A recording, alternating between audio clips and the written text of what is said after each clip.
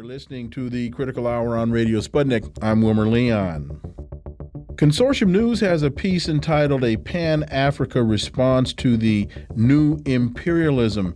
It's written by a Kenyan politician and author who is also the current governor of Kisumu County, Peter Anyang Nyong'o. And for insight into this, we turn to my next guest. He holds the John J. and Rebecca Moore's Chair of History and African American Studies at the University of Houston.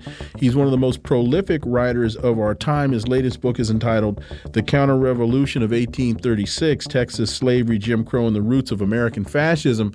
Dr. Gerald Horne, as always, sir, welcome back. Thank you for inviting me. So, Governor Nyong'o writes, a new imperialism stalks the third world. It shares with the old an unquenchable thirst for its labor, its land, its minerals, and its water. If colonization depended on the political strategies of divide and rule, the imperialists no longer have to rule today. Instead, they rely on local elites eager to aid their people's exploitation in return for a share of the spoils, a process sanitized with the language of investments, trade deals, and partnerships. Your thoughts on this analysis, Dr. Horne?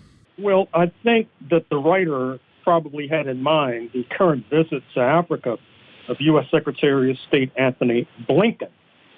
That is to say that Mr. Blinken's voyage throughout the continent in some ways represents the battle days of U.S. imperialism, which have yet to dissipate. That is to say, those with longer memories recognize, for example, with regard to his first stop in Pretoria, South Africa, that U.S. imperialism was one of the major backers of South African apartheid.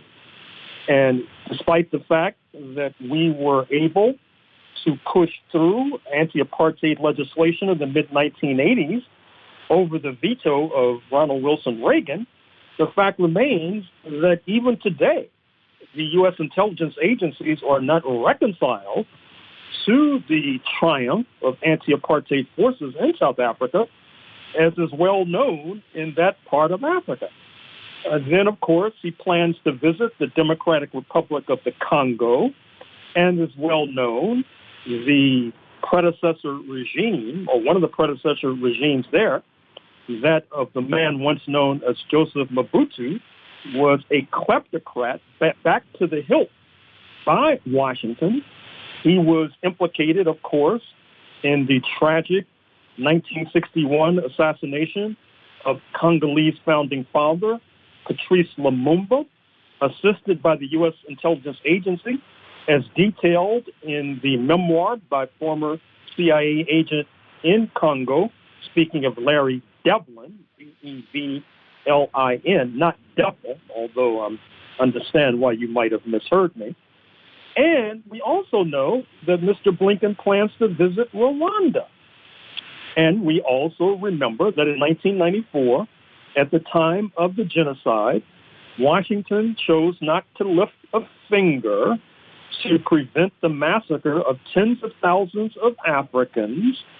And we also know that Susan Rice, who was implicated in that nonfeasance, is now one of the top staff members at the White House under President Joseph R. Biden. So this is the backdrop of this journey to Africa. And I should also mention, and I think this may be the overriding point, and that point is that Washington is trying to put forward a modest line with regard to this current journey of Secretary Blinken.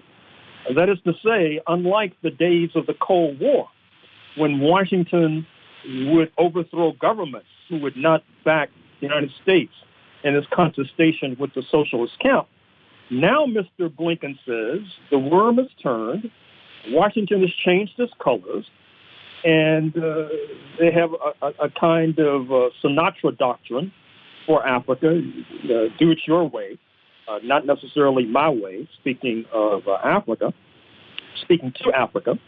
from the United States. But I think that, number one, this needs to be seen as empty rhetoric helping to cloak the malevolent plans and influences of the U.S. Central Intelligence Agency, who are shadowing Mr. Blinken's trip, but also it's reflection of the modesty Washington has to project in light of the changes on the African continent. Much has been made, understandably, about the role of China in Africa in terms of building infrastructure, such as railroads in Kenya and Ethiopia, a new parliament building outside of Harare, Zimbabwe. But less has been said about the fact that it's not only China and Russia who are establishing friendships with African nations that are reducing space for Washington to engage in his usual dirty tricks. But if you look at Turkey, or to use the current term that they would like us to use, Turkey, Turkey is the major force in Somalia, for example. It manages the airport, it manages the port, it picks up garbage. Its largest embassy worldwide is in Somalia. Turkey is flexing its muscles in many African countries that have predominantly Muslim populations, such as Somalia. And that does not even bring into account India, soon to be the most populous nation on planet Earth, which, because of the activities of British colonialism in the days before Indian independence, August 15th, 1947, you saw that Britain, like a chess master, was shipping Indians all over the world, including to the Indian Ocean coast of Africa. And so in the region, stretching particularly from Mombasa in Kenya down to Durban in South Africa, you have substantial populations of Indian descent, which allows for a foothold for New Delhi to engage in mutually profitable relations with African countries. And so I understand why the writer in Consortium News was rehearsing the idea of the old imperialism, but fortunately times have changed for the better, and it's going to be very difficult for Washington to reverse the clock of history. One of the things I found interesting, and I just wanted to get your quick take on this, he writes, during COVID-19, Africa depended entirely on the Western world for its future. Why is it that a small island like Cuba, with only 11 million people and sugarcane as its main agricultural endowment, could respond much more effectively than the whole of Africa? I thought that was an incredibly salient question to ask. Indeed. And of course, the answer is rather simple, is that Cuba opted for the socialist path, that is to say, to strengthen the role of government and to fight a fierce battle against world imperialism, particularly U.S. imperialism, 90 miles away. And this allows me to make the point further that you probably have heard about that oil tank explosion in Matanzas in Cuba, which is yet to be suppressed, by the way, and is causing enormous damage. They received aid from Russia, from Venezuela, from Mexico. I understand even technical aid from the United States of America. But certainly there are a number of campaigns unfolding to rush needed aid to Cuba so it can continue to do the good deeds for which it is renowned, including sending doctors throughout Africa, including sending vaccines throughout the world. And so the writer needs to be saluted for his insight into this current issue in the Caribbean. There's a piece in Mint Press, The Intricate Fight for Africa, The Legacy of the Soviet Union versus Western Colonialism. It's written by Ramzi Bahrud. And he writes, Russian Foreign Minister Lavrov's recent tour in Africa was meant to be a game changer, not only in terms of Russia's relations with the continent, but in the global power struggle involving the U.S., Europe, China, India, Turkey, and others. Many reports and analysis placed Lavrov's visit to Egypt, the Republic of Congo, and other countries within the obvious context of the Russia-Ukraine war. Your thoughts on this piece? Well, certainly the Ukraine conflict has been part of this inflection point that we see, whereby Russia and China in particular are challenging the alleged rule-based international order, that is to say, the old world order led by the U.S. empire, and they are rapidly being assisted by other nations. Now, I noticed that the writer mentioned Turkey or Turkey, and let me direct your listeners to a startling piece in the Financial Times of London in the last 24 to 48 hours, where they pointed out that in light of President Erdogan's visit to President Putin in Sochi, do not be surprised, number one, which is already unfolding, that Turkey will throw in its lot with Russia and China, particularly with regard to moving east into Turkic-speaking regions of formerly Soviet Central Asia.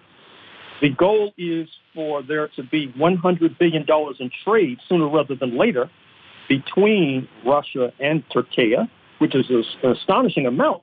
And number two, perhaps even more staggering, do not be surprised if Turkey decides to either leave NATO, North Atlantic Treaty Organization led by the United States, or cool the relation with NATO. This could be a real game changer. Turkey is very upset by the alleged admission into NATO of Finland and Sweden because Turkey feels they have been hostile to Ankara in light of housing Kurdish refugees. Turkey has one of the largest militaries in NATO. It has been essential, in fact, to the Ukrainian military in terms of supplying them with drones, now being challenged because Washington says that U.S. technology is being used. Mr. Erdogan has not forgotten that about 6 years ago, the Obama administration was apparently involved in an attempt to militarily overthrow Mr. Erdogan. So the world is changing.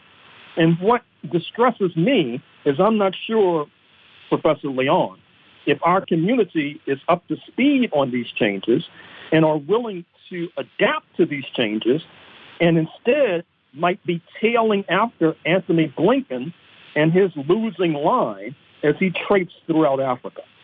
And quickly, I think there's a piece in the Saker, Foreign Minister Lavrov's speech to the African Union, and he talks about as the West launches an unprecedented campaign of sanctions, accusations, and threats vis-a-vis Russia and anybody else who dares to support Russia, he says, this campaign indicates we're living through a very important historical period, a period where we will all be deciding what kind of universe we're going to have and leave for our children. It's a very good speech, and the speech is very consistent with the pieces that we've been talking about. I agree. And here's another news note to chew on. Just a few days ago, Mercosur, the South American bloc led by Brazil, Argentina, Uruguay, etc., refused, turned thumbs down an opportunity to be addressed by President Zelensky of Ukraine. Recall that Brazil is led by Mr. Bolsonaro, a certified right-winger, although Brazil happens to be a member of BRICS, a rising bloc, Brazil, Russia, India, China, South Africa, which is now sifting through applications from Indonesia, Argentina, Saudi Arabia, Turkey, etc. So the world is changing before our eyes. And what we might have believed just as recently as yesterday will be basically obsolete later today or tomorrow. But once again, I'm not sure if our community is up to speed on these Copernican changes. Dr. Gerald Horne, as always, thank you so much for your time. Really appreciate that analysis. We look forward to having you back. Thank you.